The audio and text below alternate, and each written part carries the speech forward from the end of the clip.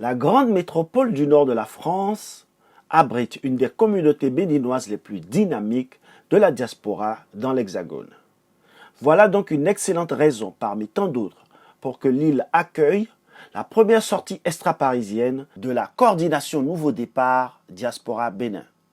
La diaspora de la région de Lille est l'une des plus dynamiques en termes d'engagement, d'initiative et de lancement de projets de développement dans notre pays.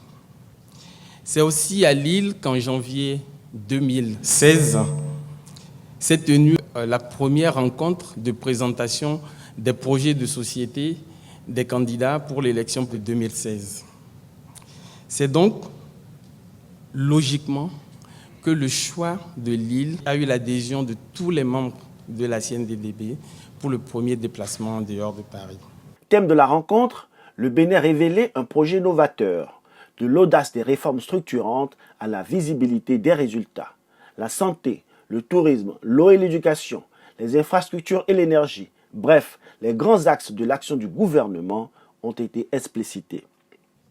L'idée, c'est à la fois de faire des longitudinales du côté est, de Porto-Novo en longeant, du côté Nigeria jusqu'en haut, du côté ouest, Ouida, mais en allant sur Abomey, et longer, tout ce que vous montez, et du côté central, l'axe habituel, arriver à Dassazoumé, de pouvoir bifurquer pour aller dans la Donga.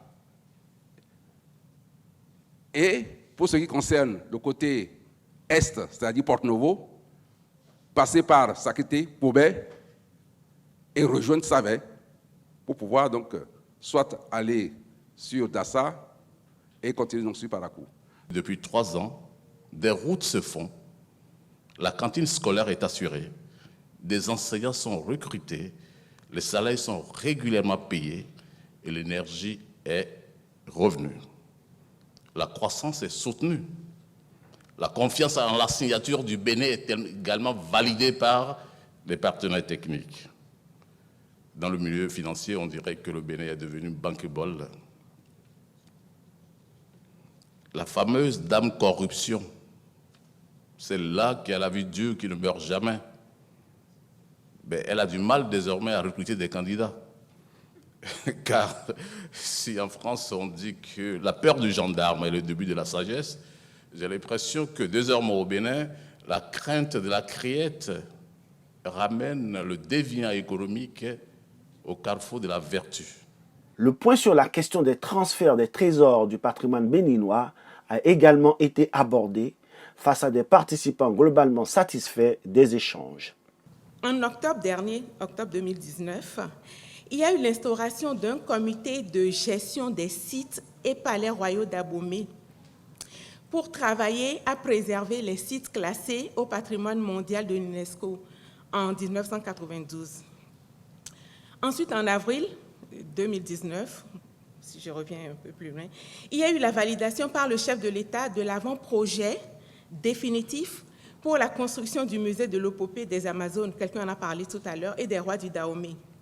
Je suis très satisfaite de cette rencontre parce que j'ai vu que malgré toutes les pics lancés par certaines personnes, je pense que le gouvernement est en train quand même de réaliser beaucoup de choses, d'abattre un très bon travail que nous devons saluer parce que pour avoir de bonnes réalisations, on ne va pas forcément faire plaisir à tout le monde. Il y en aura qui seront contents, mais il y en aura qui ne seront pas contents. Mais c'est à l'arrivée que nous saurons vraiment la réalisation que notre président a pu faire durant le temps passé en tant que président de la République du Bénin. Et je pense qu'au terme de son mandat, il y aura beaucoup qui seront contents, même s'il y aurait eu beaucoup de souffrance. Je pense que c'est la finalité qui est la plus importante. Donc. La coordination Nouveau Départ Diaspora Bénin prévoit de sillonner d'autres grandes villes de France et du monde pour faire rayonner au sein de la diaspora béninoise les actions du gouvernement du Nouveau Départ.